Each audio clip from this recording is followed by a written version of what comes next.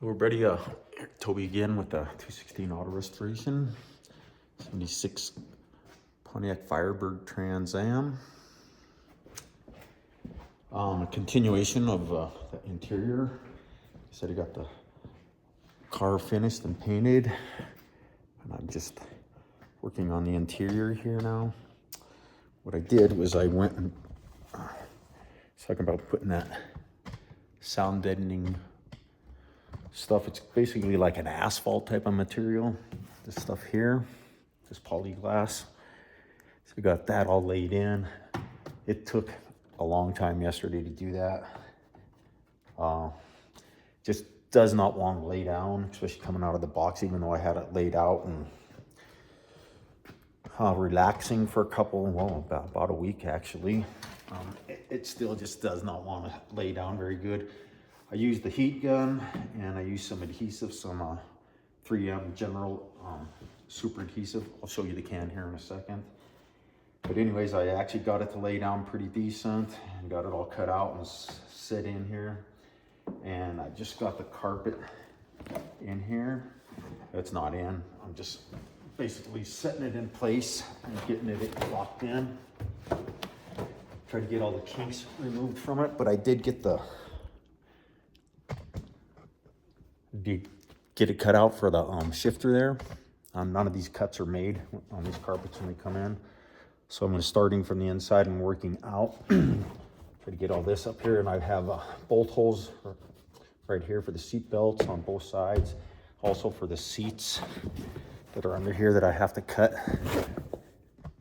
Basically what I'll do is I'll just make an X across the bolt like this, like that, and through the carpet. Over the top, I'll just make an X over the top of the carpet like this, right over the top of the bolt, and just push it through. That way I have a lot of coverage. I don't have to cut a big square out of it or anything. And I'll do the same on the front. But just some progress on how it's going. It's coming along really well. It's coming along slowly. So I did cut out for the console too. I'm not finished with that. I just made the cuts. I just made a slit basically down the middle over the top of both of these, and I just folded it back over it. So I'm probably gonna do a little trimming, so I got a little room to move, but I'm trying to keep this as tight as I can. So this will lay down and relax and get all these kinks out of it. Stuff from sitting in the box. And I do not have the seals for these here yet. They should be here tomorrow, I think. That's what UPS is saying, but we'll see. Another thing I wanted to point out about the console was here's the new console that came in. Of course, like everything, like I was saying before, none of the accessories come with it, none of the bolts, none of the screws, nothing. They show you a picture of a nice console and everything, and there is nothing with it. And if you look at this thing, all plastic, no lining over it or nothing. Here's the original one. No lid came with this one either. So here's the original with the lid that's been redone. But as you can see on this, it has a soft, almost like a lining over it with a little bit of give to it, rather than just this hard plastic. So you're sitting your hand down here, your elbow down on there, it's gonna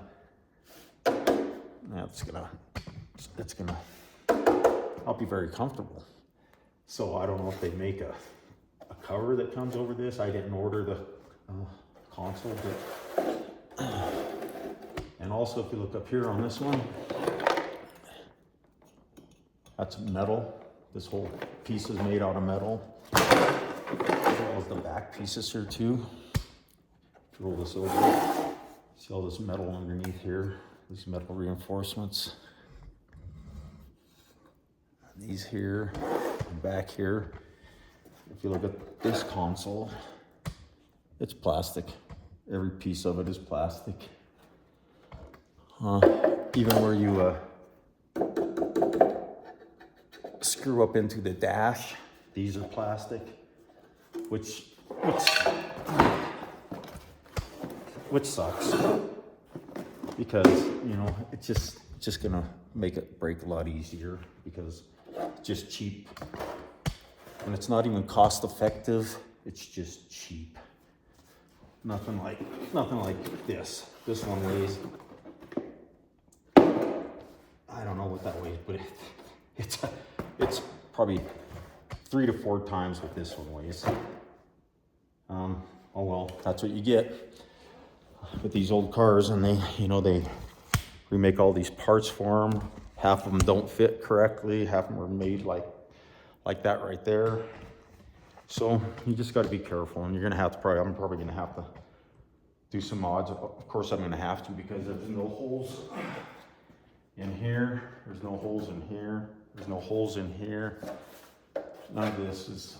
So I'm gonna have to put all those in. But anyways, just goes with the project. So let me show you this adhesive that I used.